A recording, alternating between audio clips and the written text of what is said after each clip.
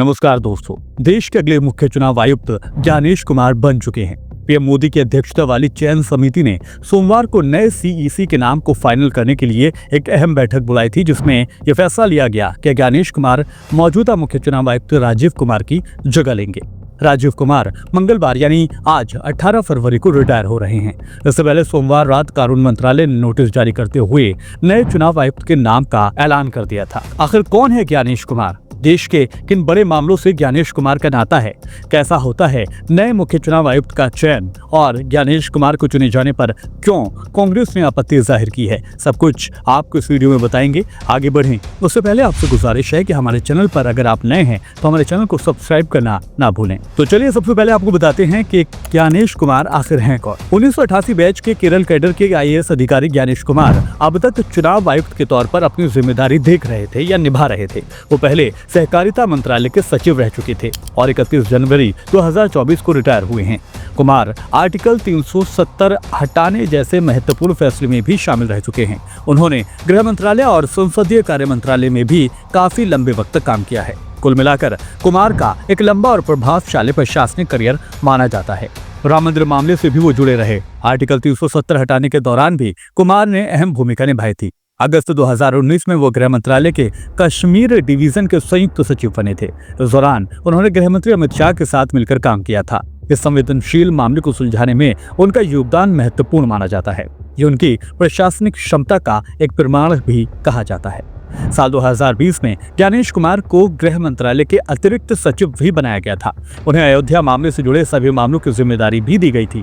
इनमें सबसे अहम श्री राम जन्मभूमि तीर्थ क्षेत्र ट्रस्ट का गठन भी शामिल था। सुप्रीम कोर्ट के फैसले के बाद के सभी काम उनकी देखरेख में ही हुए। ये एक और महत्वपूर्ण भूमिका थी जिसे उन्होंने सफलतापूर्वक अदा किया। प्रधानमंत्री नरेंद्र मोदी की अध्यक्षता वाली कमेटी ने फैसला लिया और उसके बाद ज्ञानेश कुमार को चुन लिया गया। मुख्य चुनाव आयुक्त की नियुक्ति को लेकर प्रधानमंत्री नरेंद्र मोदी की अगुवाई में 3 सदस्यीय चयन समिति की बैठक हुई थी। ये बैठक साउथ ब्लॉक स्थित प्रधानमंत्री कार्यालय में ही बुलाई गई थी।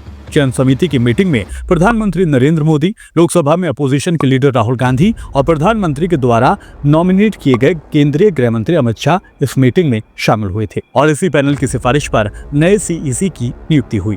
मीडिया रिपोर्ट्स के मुताबिक नए सीईसी के लिए 5 नामों की लिस्ट दी गई थी, लेकिन राहुल ने नामों पर विचार करने से इनकार कर दिया था। बैठक के बाद राहुल गांधी ने डिसेंट नोट जारी किया था। इसमें उन्होंने कहा था कि मामला सुप्रीम कोर्ट में पेंडिंग है, इसलिए ये बैठक नहीं होनी चाहिए थी। 1988 बैच के केरल कैडर के IAS अफसर ज्ञानेश कुमार मार्च 2024 से ही चुनाव आयुक्त के रूप में काम कर रहे थे। उन्हें प्रमोट किया गया है।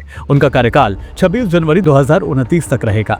ज्ञानेश कुमार पर इस साल बिहार का विधानसभा चुनाव और अगले साल होने वाला पश्चिम बंगाल का इलेक्शन, इसके अलावा असम और तमिलनाडु का इलेक्शन कराने की भी जिम्मेदारी रहेगी। कहा जाता है कि ज्ञानेश कुमार के पास लंबा प्रशासनिक अनुभव है।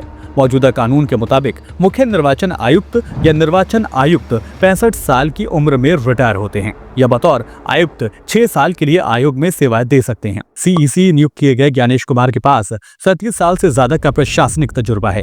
वो केरल सरकार में एर्नाकुलम के सहायक जिलाधिकारी, अडूर के उप जिलाधिकारी, SC/ST के लिए केरल राज्य विकास निगम के प्रबंधन निदेशक भी रह चुके हैं। चलिए अब आपको ये बताते हैं कि नए मुख्य चुनाव आयुक्त का चयन किस तरह किया जाता है। अब तक सबसे सीनियर चुनाव आयुक्त को ही मुख्य चुनाव आयुक्त के रूप में प्रमोट किया जाता रहा है। हालांकि पिछले साल मुख्य चुनाव आयुक्त और चुनाव आयुक्त की नियुक्तियों पर कुछ तब्दीलियां की गई, जिस पर देश में सियासत भी देखने को मिली थी। जो नया कानून लागू किया गया था, इसके तहत एक खोज समिति ने इन पदों पर नियुक्ति के लिए 5 सेक्रेटरी लेवल के अधिकारियों के नामों को शॉर्टलिस्ट किया था, ताकि प्रधानमंत्री के नेतृत्व वाली कमेटी उन नामों पर गौर कर सके, सोच विचार कर सके। प्रधानमंत्री नरेंद्र मोदी, लोकसभा में नेता विपक्ष और पीएम की तरफ से नॉमिनेटेड एक कैबिनेट मंत्री मिलकर एक नाम को मंजूरी देते हैं और इसके बाद राष्ट्रपति नए मुख्य चुनाव आयुक्त की नियुक्ति कर देता है।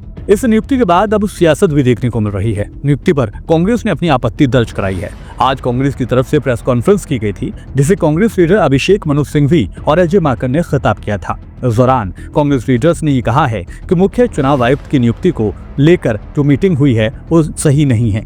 सुप्रीम कोर्ट ने कहा था कि 19 फरवरी को इस मामले में सुनवाई होगी और फैसला सुनाया जाएगा कि कमेटी का संविधान किस तरीके का होना चाहिए। ऐसे में आज की मीटिंग को टाल देना चाहिए। तो यानी जो कल मीटिंग हुई उस पर कांग्रेस ने ऐतराज जाहिर किया है। कांग्रेस लीडर अभिषेक मनु सिंघवी ने कहा है कि चयन समिति से भारत के मुख्य न्यायाधीश को हटाकर सरकार ने ये साफ कर दिया है कि वो चुनाव आयोग पर अपना कंट्रोल रखना चाहती है, न कि उसकी विश्वसनीयता को बनाए रखना चाहती है। तो ज्ञानेश कुमार के तौर पर देश को अब नया सीईसी मिल गया है और अब इन्हीं की देखरेख में आने वाले दिनों में जो चुनाव होने वाले हैं या अगले साल जो नए चुनाव होने वाले हैं उसमें उनको अपनी जिम्मेदारी अदा करनी है और देखना ये होगा कि कितने अलग होंगे ये पुराने सीईसी के मुकाबले ज्ञानेश कुमार, क्योंकि पूर्व में सीईसी के ऊपर कई तरह के इल्जामात अपोजिशन पार्टियां लगाती रही हैं। आपको क्या लगता है, प्रधानमंत्री नरेंद्र मोदी और गृह मंत्रालय के द्वारा चुने गए ज्ञानेश कुमार का कार्यकाल किस तरह का होने वाला है? वो आप अपना जवाब कमेंट के जरिए हमें दे सकते हैं। फिलहाल मेरे साथ इस वीडियो में अभी के लिए इतना ही, फिर होगी मुलाकात। नमस्कार।